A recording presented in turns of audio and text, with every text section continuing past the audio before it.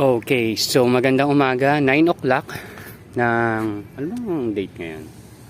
July 5, so July 5. So ito, may nangyari, mamaya ako nakwento sa inyo. Since umaambon na naman, so kailangan kong medyo bilisan to. So ito yung mga tanim natin, ito yung tanim natin noong June 6, tama ba? Yan, June 6 tsaka June 13. So June 6 tas June 13 tong isa. So kung mapapansin nyo, hindi ko sure kung kita nyo na nung last time, ito yung red lettuce natin. So pulang-pula siya pag dito sa medyo matindi yung init. Mas malakas yung intensity ng init kumpara dun sa ating kabila. Bala ko na nga hindi ituloy yung mga growing natin doon. Pero sa ngayon, stick muna tayo doon. So mapansin nyo basa yung sahig kasi nag-uulan-ulan talaga. Alam nyo naman na may bagyo.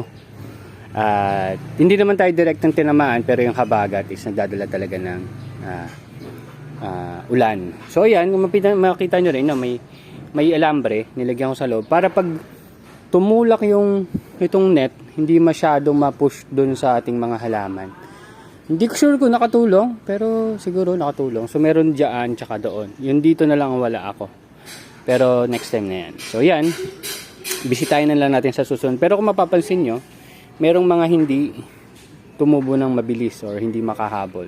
So posible yan, pag medyo bumilis na yung pagkonsumo nila nutrients as hindi nakaabot yung ugat yan, posible yan mamatay.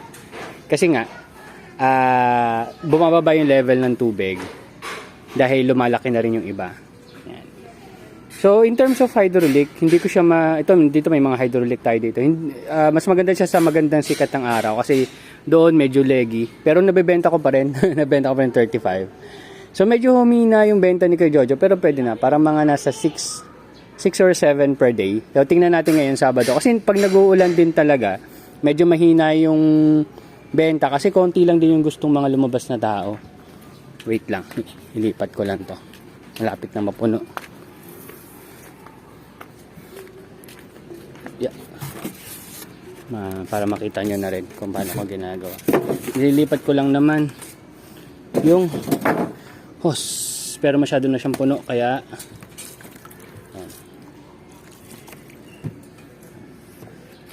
sorry. Masyado na siyang puno, kaya babawasan natin. Ang isa pang napapansin ko dito, itong mga styro box natin, after, hindi ko lang alam kung ilang harvest yung mangyayari. Pero parang humihina na yung paligid niya. Ayan yung paligid. Ayun, makita mo, gumaganon. Parang bumubuka palabas. Dito, dahil na rin sa water pressure. Tsaka siguro, dahil matanda na rin sila or matagal na. So yan, ang bala ko dyan, lagyan ng tape yung gilid para lang to reinforce at hindi sila basta-basta masira. Ay, sobrang ko yata ng bawas Kumangat pa tayo. Well anyway, ayan. So mataas ang level ng tubig natin kung mapansin nyo. Ayan o. Ayan o, taas ang level ng tubig niyan. So ganun din dito. Yun naman yung sinasabi ko sa inyo, mataas ang level ng tubig. Ang nilalagay natin is 90 ml ng A and B. Is either Kiss or Nutrihydro. Dati yung Kiss 100 ml. Ngayon 90 ml na lang. Kasi bagong timpla na yung Kiss natin. Ang ginamit natin doon is distilled water na. Ewan ko, basta ganun naging halos parehas lang sila ng sukat. So, pinarehas ko na rin na 90. Ayun. So, balik tayo doon kasi mamaya pa naman mapupuno yan. Yan, may mga number to Yan, number 14. Yan, ito yan. So, maya pag natapos tong paglalagay ko, titimplahan ko na agad yan. Hindi ko na yan pasisingawin.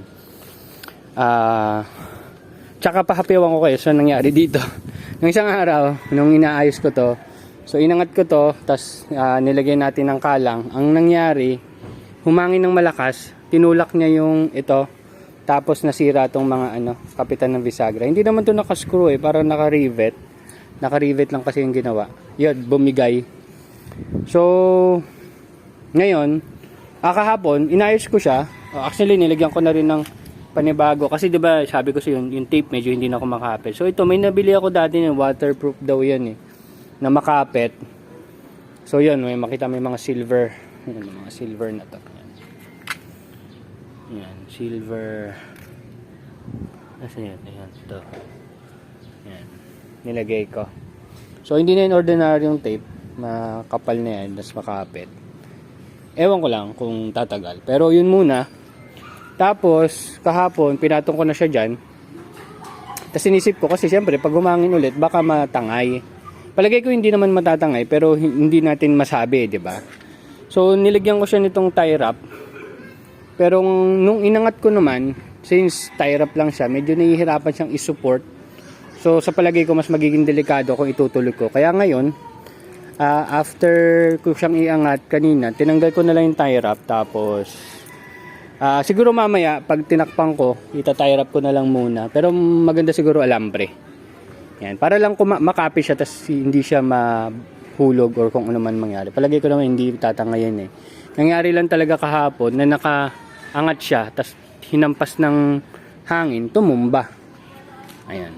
So, pwede naman baguhin yung design nun.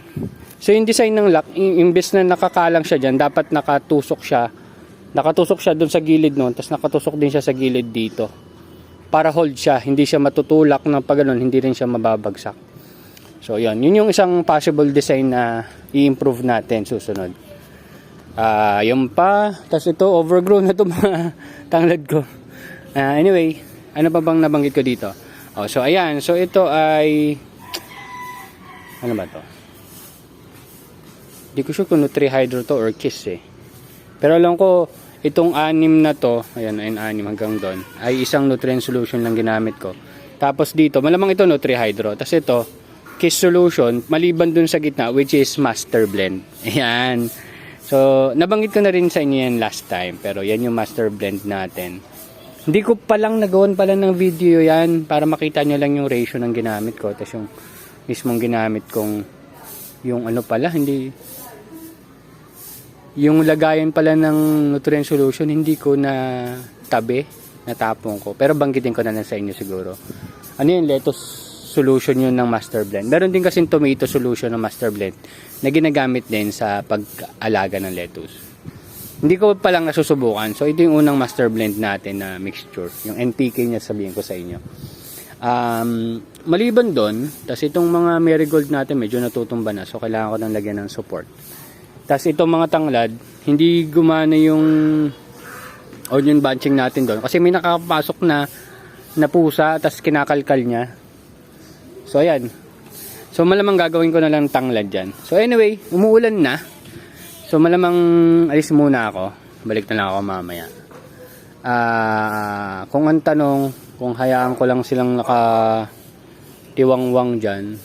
Ayan o. Maulan na eh. Ayan o. Balikan ko na lang siguro mamaya mga tropa. So, yan. Mauulanan sila. Hindi ko na.